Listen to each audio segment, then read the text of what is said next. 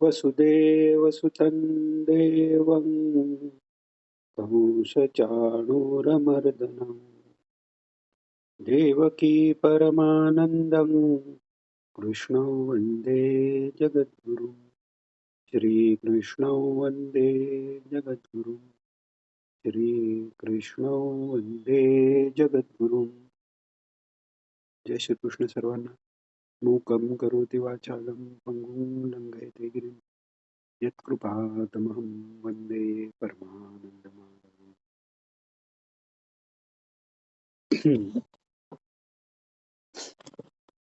पण गुरुवारी अध्याय 8वा पूर्ण केला होता. अध्याय 9व्याला सुरुवात व्हायची होती.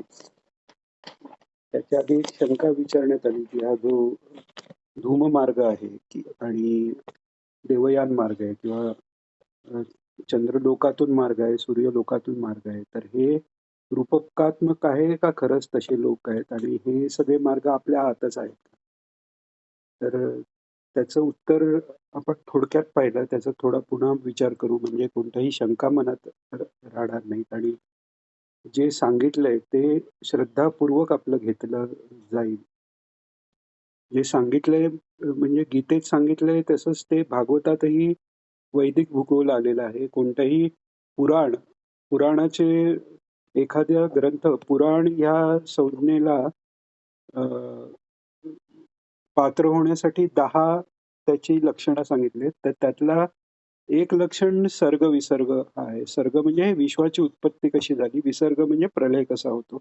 याच्याबद्दल त्यात वर्णन असलं पाहिजे. तर हे एक क्वालिफिकेशन क्रायटेरिया पुराणातलं आहे. त्यामुळे पुराणातनंही हे आलेलं आहे, वेदात तर आहेच.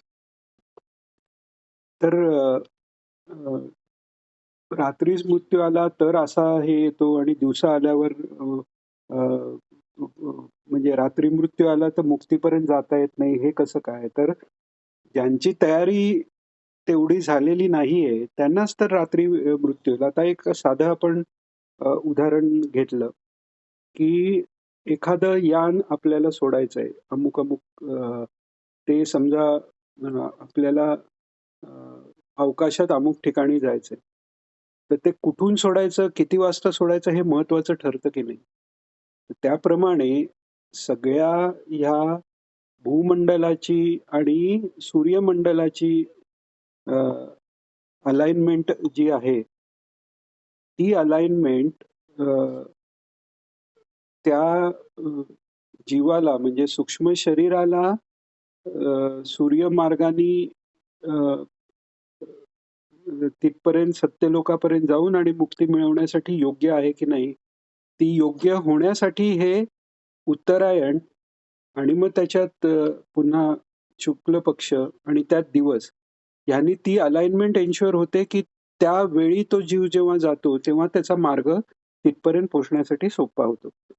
अ, तर हे साध्या ग्रहा उपग्रहासाठी आपण बघतो तर जीवासाठी ते तसंच ते लागू आहे. कारण जीव म्हणजे शेवटी काय आहे की आत्मा तर सर्वत्र आहे. जीव म्हणजे त्याच्यावर झालेला अध्यास जो आहे की सूक्ष्म शरीर आणि इंद्रिय ही सुद्धा पंचमहाभूतांनीच बनलेली आहेत. पंचमहाभूताचा जो त्यातल्या त्यात शुद्ध अंश आहे त्यांनीच मन आणि इंद्रिय ही बनलेली आहेत. तेजाच्या अंशाने दृक इंद्रिय बनलंय, आकाशाच्या अंशाने श्राव्य बनलंय. असे सगळी जी इंद्रिय आहेत तीही पंचमहाभूतांनीच बनलेली असल्यामुळे त्याला जोपर्यंत सूक्ष्मदेह आहे आणि तो सूक्ष्म देहाचा देह नाहीसा झालेला नाही तोपर्यंत स्थूल शरीर सोडणं ही आहे आणि मग ते त्या त्या लोकापर्यंत जाणंही आहे. आणि आपण जसं बघितलं की 11व्या अध्यायात पुढे बघणार आहोत की विश्वरूप दिसण्यासाठी सुद्धा काही योग्यता लागते. ती दिव्य दृष्टी प्राप्त व्हावी लागते. ती उपासना साधनेने प्राप्त होते किंवा अर्जुनाच्या बाबतीत ईश्वराच्या कृपेने प्राप्त झाली. पण ते पण तो नको म्हणाला. म्हणजे पूर्ण ती तयारी झाल्याशिवाय जर विश्वरूप दिसलं तरी ते नको वाटतंय. ही बुद्धीची ती अवस्था आहे. तर त्यामुळे हे लोक वेगवेगळे लोक जे आहेत ते डायमेन्शन्स आपण म्हणतो की लेंथ, ब्रेड्थ, हाईट, लांबी, रुंदी, उंची आणि वेळ, टाइम ह्या आपल्या डायमेन्शन आहेत. त्याच्यापेक्षाही कितीतरी वेगवेगळ्या डायमेन्शन्स वेगवेगळ्या विश्वात असू शकतात, वेगवेगळ्या लोकात असू शकतात. तर त्यामुळे ह्या लोकातनं त्या लोकात जाण्यासाठी जो एक मार्ग आहे, तो मार्ग अलाइन्ड व्हायला अ, अ, म्हणजे वेगवेगळी समजा चक्र फिरतायत असं आपण बघितलं. सगळे ग्रह सूर्याभोवती, सूर्य आकाशगंगेत फिरतोय. तर त्यांची ठराविक स्थिती असताना तो मार्ग जवळचा आणि पोचायला सोप्पा असा होतो.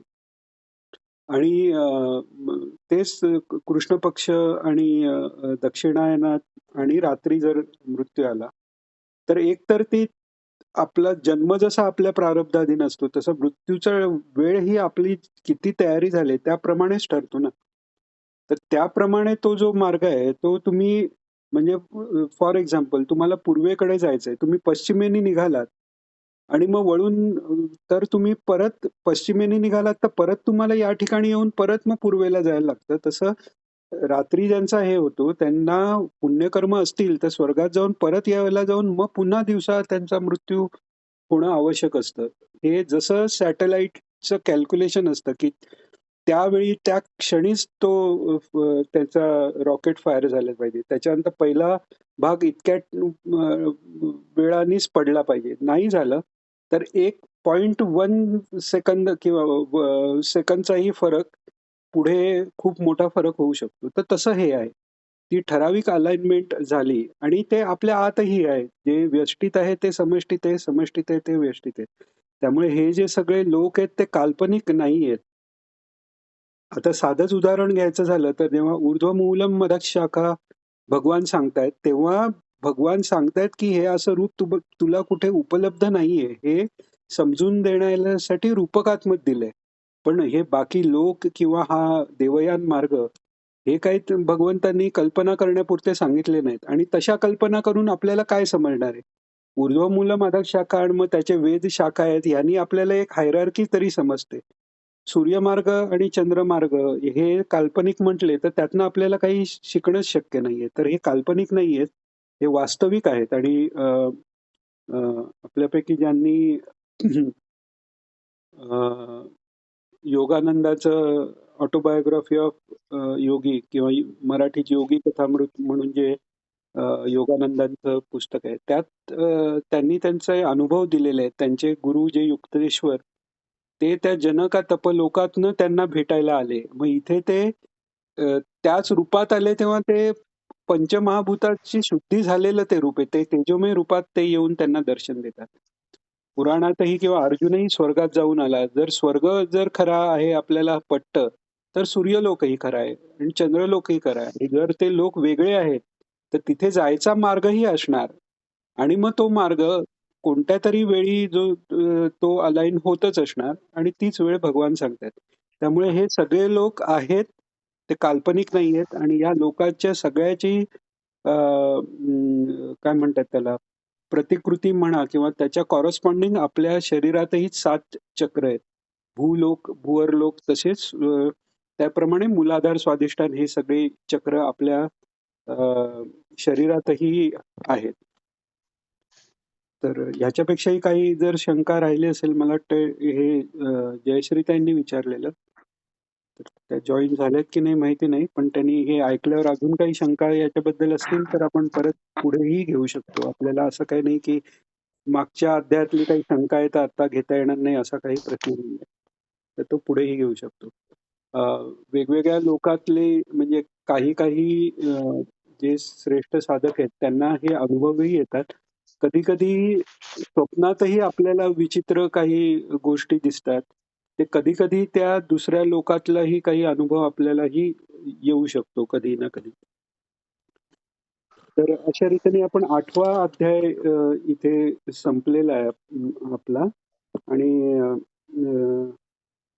अ, 8व्या अध्यायाच्या शेवटच्या ह्याच्यात अ, अ, अ, जे सांगितलंय भगवंताने की योगी पुरुष हे या तत्वाला, अध्यात्माच्या, परमात्म्याच्या खऱ्या तत्वाला समजतात. ते वेदांनी सांगितलेलं म्हणजे वेद पठण, यज्ञ, तप, दान ह्याचं पुण्यफलात अडकून न पडता त्याच्याही पुढे जातात आणि पुन्हा आपण बघितल्याप्रमाणे ज्यांनी मनोनाश स्वतःचा केलेला आहे, ज्यांची 5व्या भूमिकेच्या पुढे जे 6व्या 7व्या भूमिकेत गेलेले आहेत.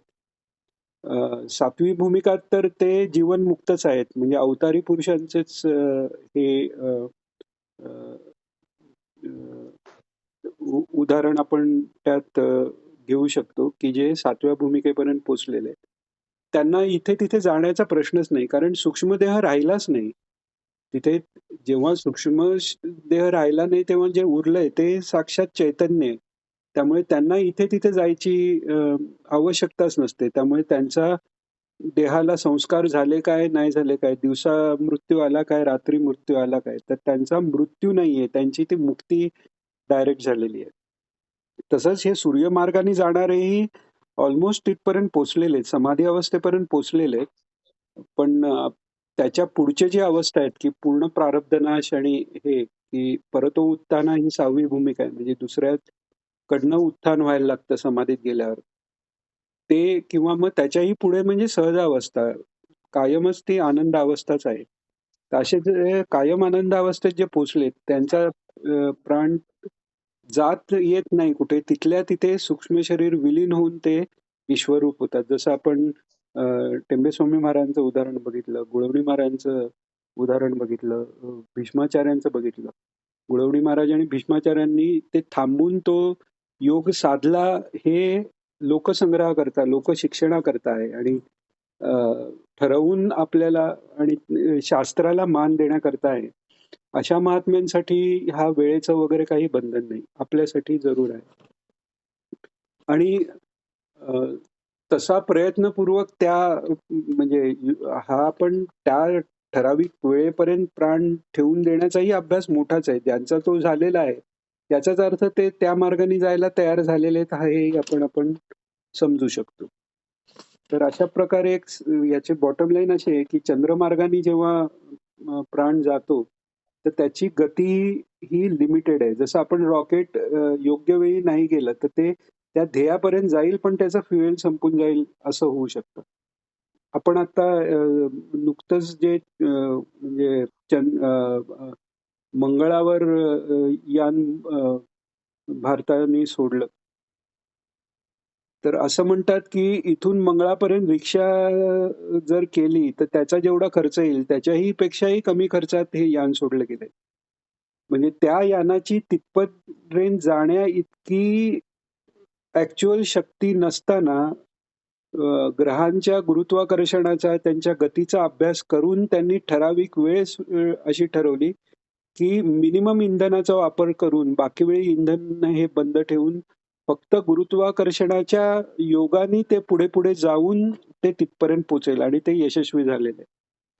तर तसं आहे. ही ठराविक वेळ, ठराविक काळ हा या करता उपयोगी पडतो आणि आपल्या आत जेव्हा आपण हे विचार करतो, तेव्हा आपल्या आतही ध्यानासाठी पण आपण जे उदाहरण घेतलं, की संध्याकाळी ध्यान करावं, सकाळी ध्यान करावं. कारण बाहेरची सकाळ संध्याकाळ ह्याच्यात जसं सूर्य आणि चंद्राचा म्हणजे अग्नी आणि धूम ह्याचा समता असते, ती शरीरातही असते. शरीराचं सायकल आपल्या प्रकृतीच्या सायकलशी जोडलेलं आहे. कारण विराट शरीराचाच आपण भाग असल्यामुळे त्याच्याशी अलाईन राहून जेव्हा आपण योग साधतो, योगा कर्मसु कौशला त्याकरता म्हटलेलं आहे, की प्रकृतीच्या जसं ब्रह्मदेवानी सांगितलं, की ह्या प्रकृतीच्या ह्या जे चक्र आहे, त्याला अलाईन राहून वेदांप्रमाणे जो पुढे जातो, त्याला गती मिळणं आणि मुक्ती मिळणं हे फार सोपं जात असतं. तर आता आपण 9व्या अध्यायाला सुरुवात करू. खूप महत्वाचा अध्याय आहे आणि नावाप्रमाणेच यातल्या सगळ्याच श्लोकात गुह्य अर्थ खूप दडलेला आहे. म्हणजे राजविद्या, राजगुह्य योग म्हटलेलं आहे. राजविद्या म्हणजे इथे अ, ह्या योग ज्याला प्राप्त होतो किंवा ह्या योगाचे जे यथार्थ जे साधक आहेत, तर त्यांना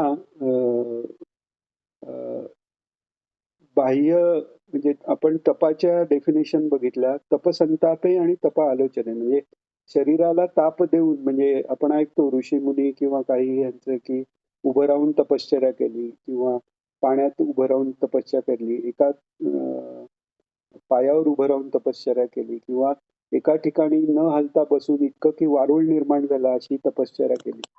तर इतकं सगळं कठीण न करता सहजच बाह्य शरीराची सहज अवस्था असताना मनाने, बुद्धीने जेव्हा हे गुह्य ज्ञान कळतं आणि ती श्रद्धा आणि ती भक्ती निर्माण होते, तेव्हा त्याचं फळ सहजच हातात येतं. असा हा राजयोग आहे. राजविद्या, राजगुह्य योग असा हा आहे. तर पहिला श्लोक घेऊ आपण. श्री भगवान उवाच इदं तु ते गुह्यतमं प्रवक्ष्याम्यनसूयवे ज्ञानं विज्ञानसहितं यज्ञात्वा मोक्षसे शुभात्. आता नेहमीप्रमाणे सर्वात पहिलं आपण हे बघू इथे की अ, इदं तु ते गुह्यतम म्हणजे मी तुला गुह्यतम योग सांगतो. तू कोणाला तू म्हणजे कोण आहे?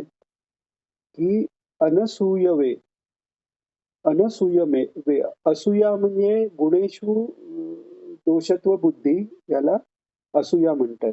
आणि ती ज्याच्यात नाही ती अनसूया माता म्हणून ती त्रिमूर्तींची आई, भगवंताची आई बनू शकली. अ, दुसऱ्यांच्या गुणाकडे दोषत्व बुद्धी हे हेवा म्हणजे द्वेषाच्याही पुढची अवस्था होते, की अ, चांगला जरी एखादी व्यक्ती वागली तरी वाईट वाटायला लागतं, जर आपलं त्याच्याशी वैर असेल तर. तर त्याचा थोडाही लेश नाही किंवा एखादा चांगला माणूस एक माणूस चांगला वागतोय, हां, त्याचा काहीतरी उद्देश असेल असंही मनात येतं. असं काहीही ज्यांच्या मनात येत नाही, तसा अनसूयवे म्हटलेलं आहे अ, अर्जुनाला. आणि ह्याच्याबरोबर भगवंतांनी हा योग कोणाला सांगणं योग्य आहे किंवा सांगितलं तरी कोणाला कळणं शक्य आहे, हे या अध्यायात सांगितलेलं आहे. याचा अर्थ आपली बुद्धी अनसूय होईपर्यंत हे वाचायचं नाही किंवा समजून घ्यायचं असं नाही. उलट हा अध्यायाचं आपण जितकं पठण करू, जितकं समजून घेऊ, तेवढं अनसूय राहण्याचं जे अ, अ, अ, काय म्हणतात त्याला मोटिवेशन आहे आपल्याला त्याच्याकरता प्रेरणा जास्त मिळत जाते आणि हळूहळू आपल्या मनातली असूया ही कमी होऊ होऊ शकते. तर भगवान काय सांगतात तू दोषदृष्टीरहित म्हणजे कुठेही दोषच दिसत नाही. म्हणजे अ, अशा तुला तुझ्या अशा तुला मी हे तुझ्यासारख्या अशा भक्ताला मी हे प्रवक्ष्या प्रवक्ष्य म्हणजे मी तुला आता हे नीटपणे सांगतो. अ, आणि हे जर हे कसं सांगतो, तर नुसतं शब्दांनी नुसतं सांगत नाहीये, तर ज्ञानम विज्ञान सहितम म्हणजे याचं ज्ञान तुलाही मी देतोय, त्याच्याबरोबर विज्ञानही देतोय. म्हणजे ज्ञान आणि ज्ञानाचा अनुभव हा दोन्ही भगवंतांनी दिलेला आहे, ह्या अध्यायात अर्जुनाला. आणि त्यामुळेच नंतर अर्जुन अ, ह्या 9व्या, 10व्या, 11व्या अध्यायाची लिंक जर कळली ना, तर आपल्यालाही आपल्या बुद्धीचा विकास कसा करावा याचं एक छान मार्गदर्शन मिळतं. जसं आपण मागे बघितलं, की सुरुवातीला प्राथमिक अवस्थेत ज्ञानेश्वर महाराज काय सांगतात, की "जे भेटी जे भूत, ते मानिजे भगवंत." म्हणजे जे सगळे जे भेटतील अ, अ, जीव त्यांना भगवंत मानायला लागा. आता आपल्यासाठी तर ती पण मोठी अवस्था आहे. आपल्या विरुद्ध असलेला किंवा दुष्ट लोकं यांना आपण कसं भगवंत मानणार? आणि मग ते भगवंत मानलं तर आपण त्यांना मदत करायची का भगवंताची सेवा म्हणून? हे सगळे प्रश्न आपल्यासारख्याच्या मनात उत्पन्न होतात. पण त्याच्याकरता शास्त्रांनी सांगितलंय, कोणालाही तुम्ही भगवंत मानलात, आई-वडिलांना भगवंत मानलात, तरी त्यांची शास्त्रविरुद्ध आज्ञा किंवा आपल्या कर्तव्याच्या विरुद्ध आज्ञा पाळायला काही शास्त्रांनी सांगितलेलं नाही. तस्मात् शास्त्रम प्रमाणम ते हेच शेवटचं आहे. म्हणून बऱ्याच वेळा विचारलं जातं, की अ, बिभीषणाने भावाचा विरुद्ध गेला, भावाचा द्रोह केला, तरी त्यांना रामरायांची प्राप्त झाली. आणि लक्ष्मणाला भावाबरोबरच रामरायाबरोबर राहूनच त्यांची प्राप्ती झाली. पुंडलिकांनी आई-वडिलांची सेवा करायला करतोय म्हणून परमेश्वरालाही थांबवून ठेवलं. त्यालाही तेच फळ मिळालं आणि प्रल्हादजींनी वडिलांचं न ऐकता परमेश्वरावर प्रेम केलं, त्यालाही ते फळ मिळालं. म्हणजे या सगळ्या ह्याच्यात एकच कॉमन गोष्ट आहे, की ईश्वर प्राप्ती त्या कुठेतरी तुमची एक श्रद्धा दृढ झाल्यावर ते होतं. तर या दृष्टीने जे भेटीचे भूत ते मानीचे भगवंत हे जरी आपल्याला कठीण असलं, तर त्याच्या आधी निदान सुरुवात अशी आहे, की मातृदेवो भव, पितृदेवो भव, आचार्य देवो भव, गुरुदेवो भव हे तर आहेच. सद्गुरुनाथ महाराज ते तर ईश्वरूप आहेतच. पण जे स्वतः ज्यांना मुक्ती मिळालेली नसेल, अशापैकी मातृदेवो भव, पितृदेवो भव जे आहे, हेही सांगितलेलं आहे. याही ईश्वराच्या विभूतीच आहेत. आणि मग त्याचा विकास अजून करण्यासाठी एकदम सगळ्या भूतांना मानिजे भगवंत शक्य नाही. तर मग निदान भगवंताच्या विभूती म्हणजे जिथे विशेष भूती म्हणजे त्यांचा आविर्भाव, प्रकाश जिथे आहे, त्याला तरी तुम्ही भगवंत मानायला शिका. मग सगळ्या भूतात भगवंत मानायला शिका. आणि मग हळूहळू सकलमिदं अहंच वासुदेव झालं. मग पुढे वासुदेव सर्वम हे होणार आहे. तर त्या दृष्टीने 10व्या अध्यायात विभूती अर्जुनाने का विचारलाय, त्याचं महत्व त्याला का वाटलं, तर त्याच्यासाठी त्याचं कारण म्हणजे 9व्या अध्यायाचं मर्म त्याला कळलेलं आहे. ईश्वर सगळीकडे पाहण्यासाठी त्याला तो मार्ग ती एक स्टेप आवश्यक ती समजून घ्यायची. तर इथे भगवान आश्वासन देतात, की मी तुला सांगतोय त्यांनी नुसतं ज्ञानच नाही होणार आहे. ज्ञान विज्ञान सहितम म्हणजे त्या ज्ञानाचा विशेष ज्ञान इथे म्हणजे त्या ज्ञानाचा अनुभव हे विज्ञान आहे. हे तुला होणार आहे आणि तो अनुभव आल्यावर काय होईल? यज्ञात्वा मोक्षसे शुभात म्हणजे जे जाणून घेतल्याने म्हणजे ज्या ज्ञानाचा अनुभव आल्याने जे काही अशुभ आहे. आता अशुभ काय आहे? तर प्रकृतीच्या अष्टधा जी प्रकृती जी बघितली ते सगळं अशुभ आहे. आणि शुभ शंकर म्हणतो आपण. शुभंकर शंकर जे आहे, तो शंक करणारा किंवा शुभ करणारा असा जो परमेश्वर म्हणजेच मुक्तिदाता तो जो आहे. तर या प्रकृतीच्या 3 गुणाच्या अधीन जे आहे ते सगळं अशुभ आहे. सत्वात आहे ते शुभ आहे, पण ते शुभ म्हणजे कसं, की त्याला उदाहरण दिलंय, की लोखंडाचा पिंजरा जर तमोगुण असेल, चांदीचा पिंजरा जर किंवा तांब्याचा पिंजरा जर रजगुण असेल, तर सत्वगुणा सोन्याचा पिंजराच आहे, पण तो पिंजराच आहे. तो काही तोही बाधकच आहे. तर मोक्षसे अशुभात म्हणजे या सगळ्या त्रिगुणांच्या ही पलीकडे तू जाशील ह्याची गॅरंटीज भगवान देतात या अध्यायाच्या सुरुवात. आणि मग हे जे मी तुला ज्ञान सांगतोय, तर ते ज्ञान काय आहे? तर हे विज्ञान सहित जे मी तुला ज्ञान सांगतोय, ती राजविद्या आहे. म्हणजे सगळ्या विद्यांचा राजा, शिरोमणी अशी ही विद्या आहे. आता इथे विद्या म्हणजे आपण जनरली सगळ्या विद्या ज्या आपण व्यवहारातल्या विद्यांना पण विद्या म्हणतो. पण विद्या या 6 विमुक्त आहे. म्हणजे मुक्त करणारी जे ज्ञान तीच विद्या आहे. म्हणजे मुक्त करणाऱ्या ज्या सगळी जे वेगवेगळे मार्ग किंवा याचं जे ज्ञान आहे, त्या सर्वांमध्ये हा जो राजगुह्य योग आहे किंवा हा जो योग हे जे ज्ञान मी तुला देतोय, ते ज्ञान या सगळ्या आहे म्हणून भगवान सांगतात. म्हणजे श्रेष्ठ आहे. आणि गुह्य आहे. राजगुह्य म्हणजे गुह्य गोष्टीतला चाही राजा म्हणजे गुह्यातिश गुह्य आहे. म्हणजे हा इतका सहज कोणी कोणाला सांगत नाही.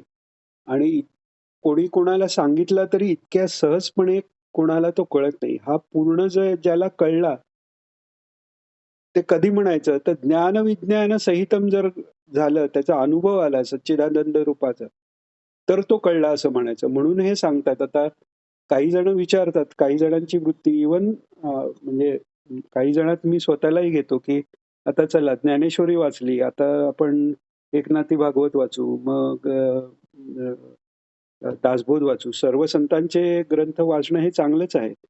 पण ज्ञानेश्वरी वाचली, आता मला ज्ञानेश्वरी कळली, हा जर विचार आला तर गेलं फुकट. कारण प्रत्येक वेळी ज्ञानेश्वरी किंवा गीता ही जेवढ्या वेळा आपण पुन्हा वाचतो, तेव्हा त्यातलं गुह्य ज्ञान आणि विशेषतः या 9व्या अध्यायात ते अधिकाधिक प्रकट होतं आणि हे नुसतं वाचून नाही, त्याच्या प्रमाणे आपण जेव्हा आचरण करायचा प्रयत्न करतो.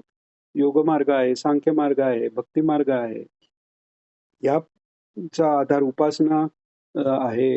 ह्याचं सगळ्या नामस्मरण या सगळ्याचा अभ्यास करून आपण जेव्हा स्वतःची शुद्धी करायला सुरुवात करतो, तसा हा अर्थ अधिक आपल्याला कळत जातो आणि कोणाच्या तरी मार्फत सद्गुरू आपल्या म्हणजे एकतर आपल्या बुद्धीला प्रकाश करतात.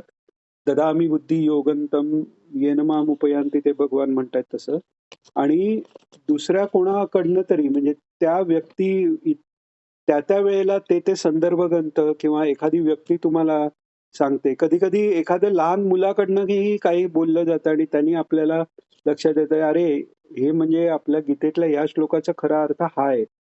तर अशा प्रकारे हे पुन्हा समजून घेऊन आपल्याला पुढे जायचंय. जो अधिकारी महात्मा आहे त्याला एकदा सांगून कळतं. मध्यम अधिकाऱ्यालाही उपदेश करून कळतं. मंद अधिकारीही साधन चतुष्टय संपन्न लागतो. तर आपल्याला त्या अधिकारी म्हणण्याच्या याच्यापर्यंत पण आपण नसलो तरी खात्री एक भगवंताची आहे, की "न मे भक्ता प्रणश्यति." त्यामुळे आपण जर भक्त आहोत, तर कधी ना कधी आपण त्या अवस्थेपर्यंत जाणार आहोत आणि ते जाण्यासाठी हा जो सगळा अभ्यास आहे, तो उपयोगी पडणारच आहे. 18व्या अध्यायात भगवंत सांगतायतच, की हे गीतेचं ज्ञान जो दुसऱ्याला सांगतो आणि ते ऐकतो, ते माझे परम भक्त ते मला जास्त सर्वात प्रिय आहेत असं भगवान सांगणारच आहेत.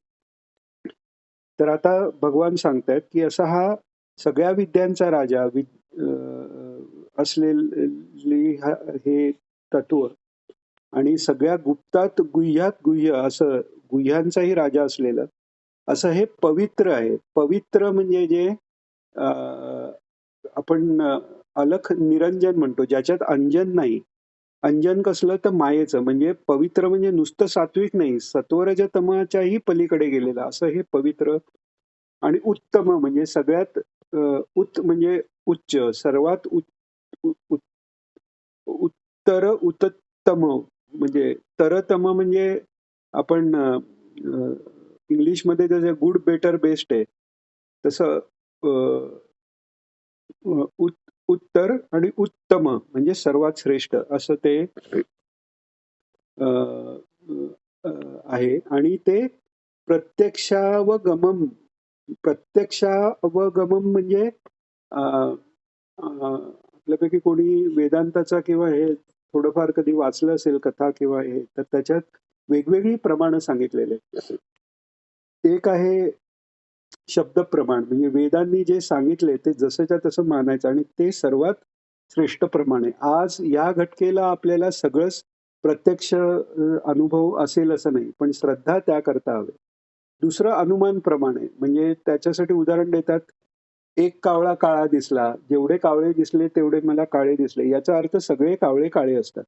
हे झालं अनुमान प्रधान म्हणजे जे आपण पाहिलेलं नाही, ते जे आपल्याला अनुभव आलेलं आहे त्याच्यावरून आपण त्याचा अनुमान काढतो. ते झालं अनुमान प्रमाण. पण ह्या योगानी जे शब्द प्रमाणात आहेत ते प्रत्यक्षात येतं. प्रत्यक्ष आपल्याला अनुभव येतो. असं हे प्रत्यक्षावगमन असं हे आहे. आणि धर्म्यम म्हणजे धर्मात सांगितलेलं धर्मानी युक्त असं हे आहे.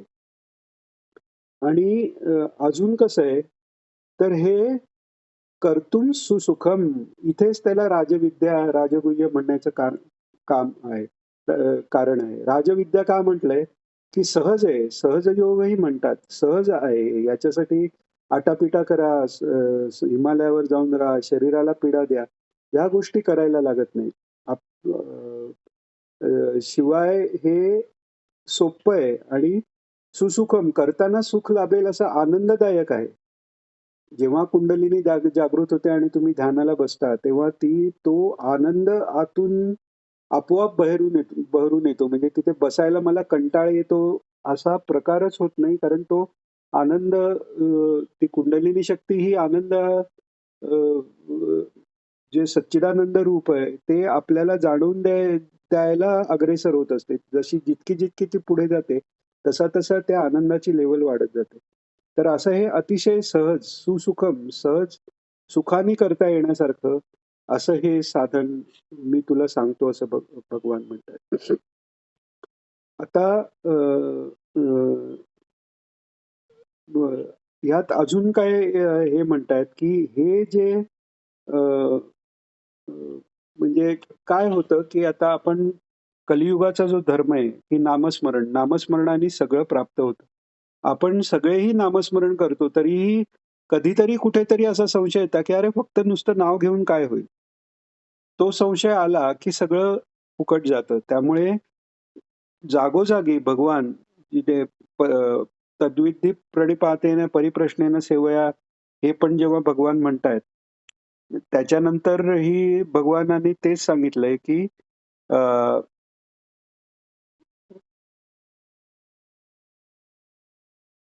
अ, अ, त्यावेळी भगवानांनी हेच सांगितलंय की श्रद्धावाल लभते ज्ञानम तत्परस संयतेंद्रिया. आणि दुसरं सांगितलेलं आहे की संशयात्मा विनश्यती. म्हणजे जे भगवंतांनी सांगितलंय ते जसंच्या तसं आहेच. आता मला त्यातलं काही कळत नाहीये, हा माझ्या बुद्धीचा दोष आहे. आणि खरं तर श्रद्धा अशी झाल्यावर ते तसंच्या तसं दिसतं. रामकृष्ण परमहंसांनी एक गोष्ट बऱ्याच वेळा सांगितलेली आहे. वचनामृतात ते आलेली आहे रामकृष्ण वचन. की अर्जुनाची श्रद्धा कशी होती, की ते एकदा अर्जुन आणि कृष्ण जात असतात. कृष्ण आकाशात बघून म्हणतात, "अरे अर्जुना, तो बघ कावळा चाललाय काळा." "अरे हो, खरंच कावळा आहे." मग भगवान म्हणतात, की "नाही ना, कावळा कुठला? तो तर हंस आहे पांढरा शुभ्र." "अरे हो, खरंच तो हंस आहे पांढरा शुभ्र." आता याचा अर्थ अर्जुन नुसतं दिसतंय त्याला कावळाच किंवा दुसरं काही पण नुसता हो ला हो करतोय, चापलुसी करतोय असा अर्थ नाही. जसे भगवंताचे शब्द आहेत, तसं अर्जुनाला दिसतंय. ही जी अवस्था आहे, ही ती त्या भक्ताची अवस्था आहे. ही त्या राजगुह्य योग कळलेल्या महात्म्याची अवस्था आहे, की त्याच्या मनातले विचार हे भगवंताशी इतके अलाईन झालेले आहेत, की त्याला वेगळं असं मन, वेगळी अशी बुद्धी ही शिल्लकच राहत नाही. त्याची मन, बुद्धी, इंद्रिय सगळं हे ईश्वरच ते चालवत असतो. तर त्यामुळे या श्रद्धेचं महत्व पुन्हा एकदा भगवान सांगतायत, की अश्रद्धदाना पुरुषा धर्मस्यास्य परंतप अप्राप्यमान निवर्तन्ते मृत्यू संसार वर्तमनी. हे परंतपा इथे परत अर्जुनाची परंतपाचा एक अर्थ शत्रूला ताप देणारा आहे, पण दुसरा अर्थ म्हणजे तप करण्यात परम अवस्थेला गेलेला, साधनात परम अवस्थेला घेतलेला असा तो अर्जुन आहेच. म्हणजे त्याला जाणवून देत आहेत की हे प्राप्त करायला तू योग्य आहेस, पण कोण योग्य नाही हेही तुला सांगून ठेवतो. आणि हे का सांगतायत अर्जुनाला? कारण पुढे भगवान 18व्या अध्यायामध्ये अर्जुनाला सांगतायत, की हे ज्ञान जो योग्य असा भक्त असेल त्याला तू दे. आणि गीताज्ञान दुसऱ्यांना जे सांगतात ते मला अतिशय प्रिय आहेत हे भगवान सांगतायत. पण ते कोणाला सांगायचं, कोणाला नाही किंवा कोणाला त्याचा उपयोग होईल, कोणाला होणार नाही. याच्याकरता पुन्हा भगवान श्रद्धा ह्याच्यावर भर देत आहेत. तर अश्रद्धान जो आहे, ते तसे पुरुष मला प्राप्त न होता अ, मृत्यू रूप संसार चक्रात फिरत राहतात. म्हणजे अगदी खूप पुण्य करून सत्ययोग लोकापर्यंत जरी गेले चंद्रमार्गाने, तरी तर ते तिथूनही ते मागे येऊ शकतात. पण जे मुक्तीकरता गेलेले आहेत, तेच तिथून पुढे मुक्त होतात. आणि त्याच्याकरता श्रद्धा हे सर्वात महत्वाचं कारण आहे. जेव्हा आपण मागेही पाहिलं, की अ, अ, तद्विती प्रणिपातेन परिप्रश्नेन सेवा. वरकरणी नमस्कार नम्रता खोटी-खोटी दाखवता येईल. प्रणिपात करता येईल, सेवा करता येईल. पण श्रद्धेचं ढोंग नाही आणतायत. ती आतली स्थिती आहे. तर ती आलीच पाहिजे आणि ती येईल कशी? गोंदवलेकर महाराजांना एकाने प्रश्न विचारला, की नामात प्रेम वाटत नाही किंवा नामाबद्दल श्रद्धा वाटत नाही, तर काय करावं? तर ते म्हणाले, नाम घ्यावं. जसं-जसं ते नामात जास्त घेत जाऊ, तशी-तशी त्याची गोडी हळू वाढत जाते. आणि जशी-जशी ती गोडी वाढत जाईल, तसं अजून नाम घेतलं जातं आणि मग त्याचे परिणाम दिसायला लागतात आणि या राजगुह्य योगापर्यंत आपण पोहोचू शकतो. हं. तर आता भगवान पुढच्या श्लोकात अ, आपल्या व्यापकत्वाची व्यापक रूपाचं एक इंट्रोडक्शन म्हणा, पुन्हा अर्जुनाला करून देत आहेत. तर 4था श्लोक.